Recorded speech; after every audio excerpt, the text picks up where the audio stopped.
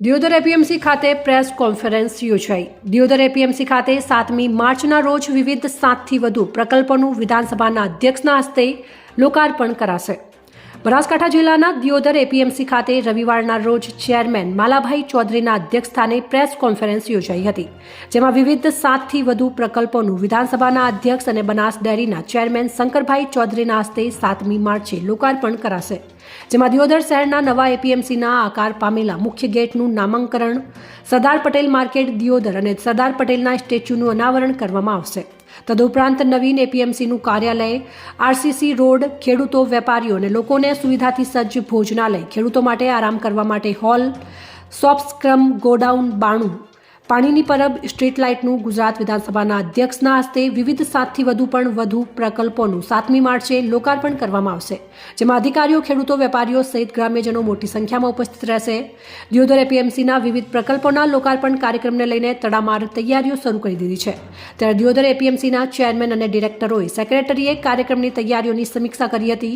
સાથે પત્રકારો સાથે બેઠક બાદ દિયોદર અને તાલુકાના ખેડૂતો, વેપારીઓ અને લોકોને અદ્યતન સુવિધાવાળું દિયોદરને આ નવીન માર્કેટ યાર્ડ 7મી માર્ચે ગુજરાત વિધાનસભાના હસ્તે મળશે તેવું જણાવ્યું હતું।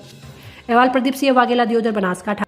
અને જે સ્ટેચ્યુનું લોકાર્પણ થવાનું છે, હા, આપણે 7 તારીખે સવારે 9 કલાકે નવીન માર્કેટ યાર્ડના પ્રવેશ દ્વાર સરદાર વલ્લભભાઈ પટેલ સાહેબનું સ્ટેચ્યુ, નવીન માર્કેટ ઓફિસ, અદ્યતન સુવિધાવાળું ભોજનાલય, ખેડૂત વિશ્રામ ગૃહ, રોડ રસ્તા, સેનિટરી બ્લોકનો સંપૂર્ણ રીતે તૈયાર થઈ ગયેલો હોય, ખેડૂતોને આ સુવિધાનો લાભ લેવા માટે અને આ સુવિધાઓ અગાઉ હતી ને અને હવે નવેસરથી નવી થઈ છે તેનો લાભ લેવા માટે હવે 7 તારીખે ઓપનિંગ રાખવામાં આવેલ છે।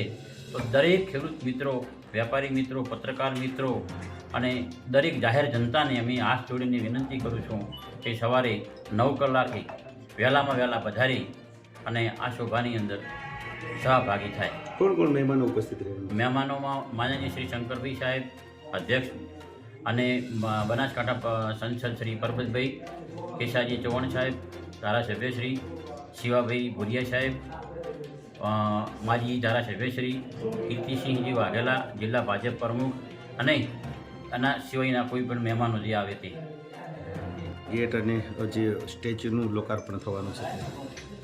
દિયોદર મુકામ કોટડા ખાતે આપણી નવનિર્મિત માર્કેટ યાર્ડનું લોકાર્પણ માનનીય અધ્યક્ષ ગુજરાત વિધાનસભા શ્રી શંકરભાઈ ચૌધરીના હસ્તે ગુરુવાર તારીખ 7ના રોજ રાખવામાં આવેલું છે।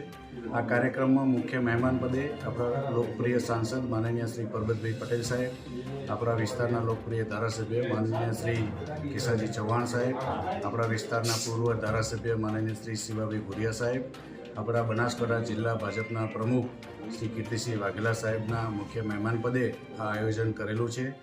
આપના માધ્યમથી દિયોદર વિસ્તારની તમામ ખેડૂતોને હું વિનંતી કરું છું કે એ દિવસે સવારે વહેલા પધારે અને આપણા પ્રોગ્રામની શોભામાં અભિવૃદ્ધિ કરે।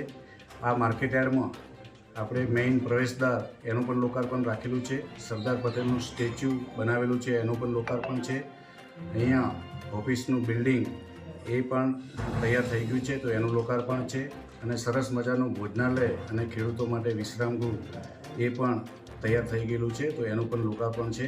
તો આપના માધ્યમથી દિયોદરની તમામ જનતાને હું 2 હાથ જોડીને વિનંતી કરું છું કે ગુરુવારે સવારે 7 તારીખે વહેલા પધારીને આપણા પ્રોગ્રામમાં અભિવૃદ્ધિ કરવા વિનંતી।